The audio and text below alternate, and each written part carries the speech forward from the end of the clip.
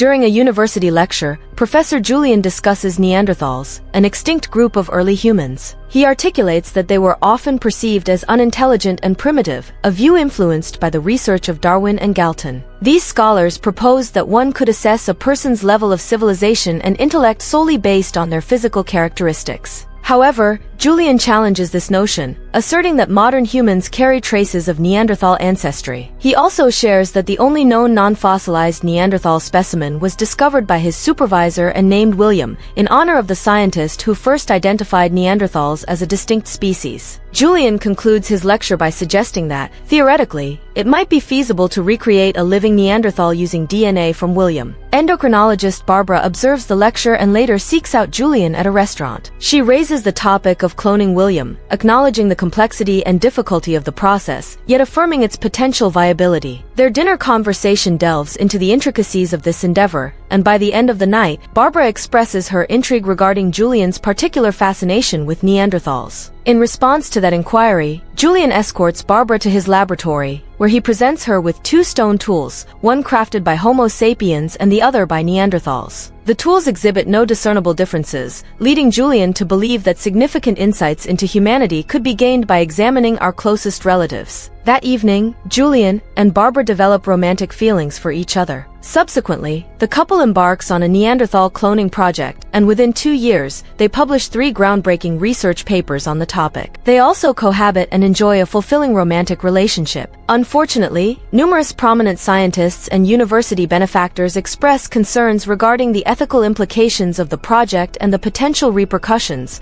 resulting in the withdrawal of their support. Nevertheless, the couple remains resolute, and Barbara opts to carry the cloned embryo while allowing others to believe she is experiencing a typical pregnancy. Later, the couple travels to Las Vegas, where they are wed by an Elvis impersonator. A few months afterward, Barbara gives birth in a hospital, and the nurses exchange disapproving glances before presenting the baby to the delighted mother. The couple is unfazed by the child's unconventional appearance, with Julian even bestowing a kiss on the boy's forehead. Some time later, Julian visits the university to submit paperwork detailing their actions. The administration convenes an emergency meeting, apprehensive about the potential impact on the university's reputation. Although they disapprove of the project, they choose to offer tentative support in hopes of gaining publicity and ultimately exerting control over the situation. The following morning, Julian arranges a press conference to announce the creation of a Neanderthal clone through cell nuclear transfer. During the event, a reporter inquires about the ethical implications of such an endeavor. In response, Julian presents a charming video of the infant and poses the question of how something so endearing could be deemed immoral. Once the conference concludes, Julian's supervisor reminds him that the board holds the ultimate authority over any decisions regarding the project. Years later, the infant has grown into a young man named William. Barbara drives him to the forest, where they bid farewell before he heads to his father's residence. He takes a moment to survey his surroundings before reaching a balcony that offers a stunning view of the river.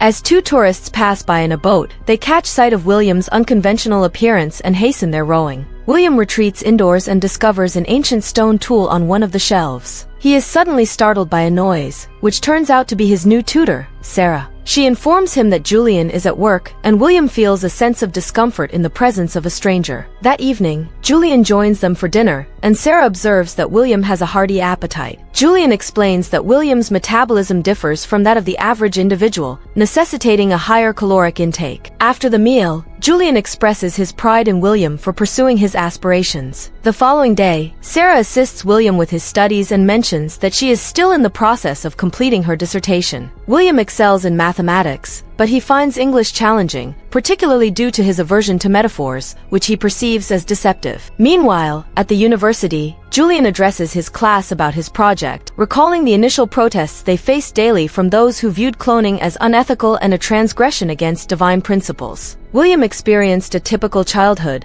nurtured by the affectionate care of Julian and Barbara, leading to the cessation of protests against him. Media attention also waned, as there were no longer sensational stories to report regarding primitive cavemen. While some theories suggest that Homo sapiens caused the extinction of Neanderthals through superior intelligence, Julian has come to question this notion after years of observing his son. William exhibited early speech development and advanced cognitive abilities, often surpassing those of his peers. One day, when William fell ill and conventional medicine proved ineffective, it was the comfort of his mother that facilitated his recovery. His immune system demonstrated remarkable resilience and adaptability, indicating promising potential for medical advancements. As Julian reflected on the day he and Barbara separated, he recalled that William had been raised in a laboratory environment, while Barbara yearned for him to experience a normal life. Julian, however, continued to view William as a subject of experimentation, which led him to remind Barbara that he was not truly her son. This remark deeply wounded Barbara, prompting her to leave Julian permanently. Subsequently, she obtained permission from the university board to relocate with William. They settled into a new home, where William was thrilled to have his own room. Barbara secured a position at a clinic while continuing her research on a part-time basis, and Julian frequently visited them. The former couple collaborated to find a suitable school for William, confronting the principal when he suggested that the boy was not entirely human. Fortunately, William thrived in his new school environment and quickly formed a close friendship. Julian kept his promise to visit, and they enjoyed playing games outdoors, relishing William's newfound freedom. Currently, William is utilizing his break to engage in physical exercise, demonstrating his considerable strength. Sarah contacts him to resume their studies and recites a quote from The Great Gatsby, prompting him to provide his interpretation. This leads to a disagreement, as William asserts that no one should dictate the meaning of something to another individual except for that individual themselves. A subsequent flashback depicts William cycling down the road when a group of older children spots him. They derisively refer to him as Caveman and begin to pursue him. Initially, it appears that William might escape, but he inadvertently crashes his bike into a bridge and is forced to continue on foot. When the other boys attempt to seize him, William manages to push two of them to the ground and injures the hand of a third. Later, at the police station, the boy's mother repeatedly claims that William is dangerous and demands his incarceration. However, the officer dismisses everyone, stating he cannot intervene based solely on a dispute among children. Upon returning home, Barbara advises William to walk away whenever he faces mockery to prevent further conflict. Subsequently, William searches for his name online and discovers numerous articles regarding his birth, including those about the protests. His reading about Neanderthals reveals that society has long perceived them as savages. Eventually, Barbara began a new romantic relationship, leading Julian to cease his practice of staying for dinner during his visits. He also delegated the routine tests on William to his assistant, which frustrated Barbara. Years later, as William entered high school, he formed solid friendships, despite occasionally struggling to grasp their humor. In their final year, William and his two friends planned a trip together and discussed their aspirations for college. While enjoying their time, they encountered two hippies who joined them by the fire and shared some mushrooms. Upon recognizing William, they referred to him as cool and beautiful. The woman inquired if he wished to return to his own time, to which William affirmed. She urged him to go there while one of his friends experienced nausea from the unwholesome food he had consumed. At school, William assisted his crush, Judy, with the upcoming play and even consented to take on an acting role. On the night of the performance, William portrayed Judy's love interest and received his first kiss as part of the narrative. However, when he attempted to kiss Judy again behind the curtain, she rejected him. Although the play was a triumph, William felt heartbroken, realizing it held no significance for Judy. Some time later, William's teacher contacted Barbara and Julian to discuss their son's intelligence, noting that he struggled with standardized tests due to his unconventional thought process. He would require extensive tutoring to resubmit his college applications,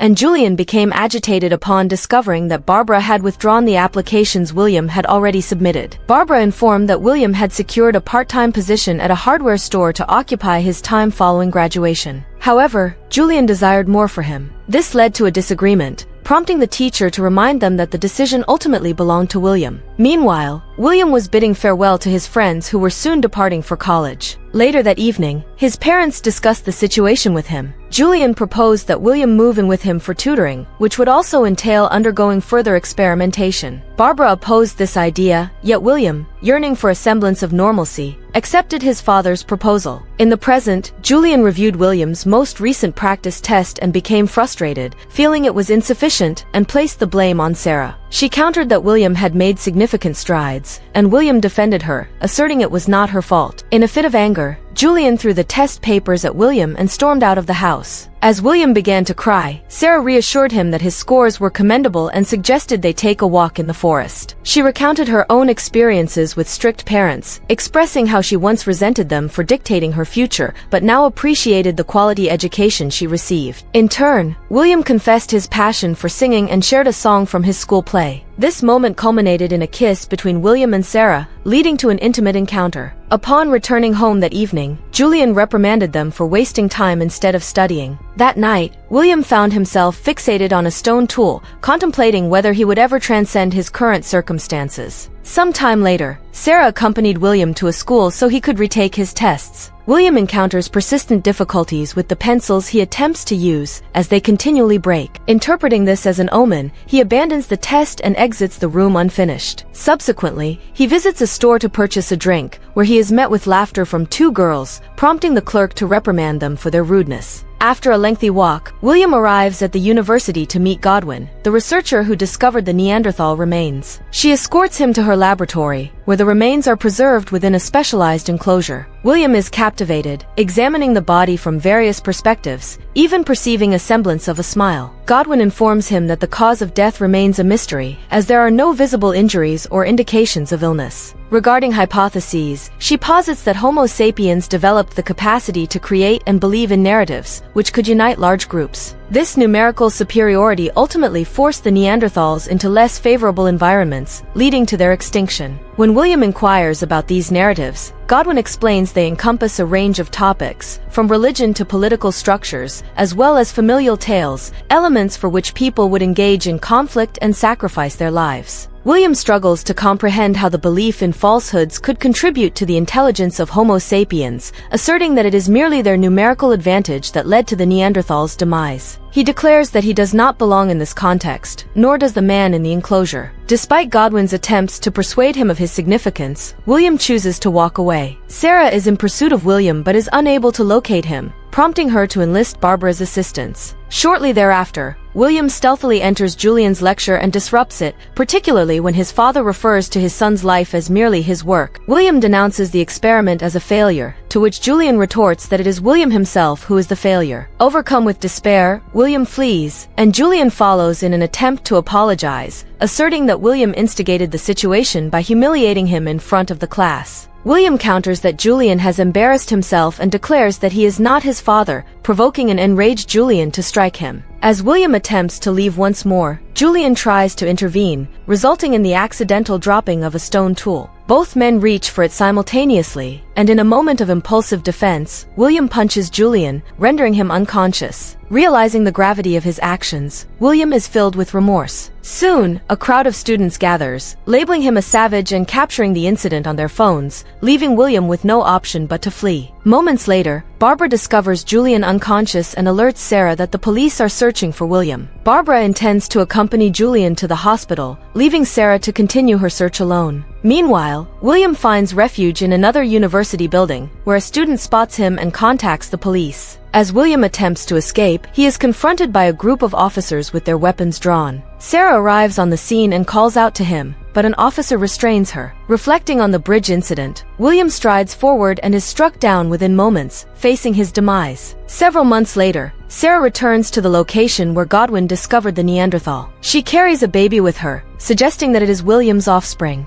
Subscribe to watch more videos like this, leave a comment about your favorite movies and we will make it next. Thanks for watching.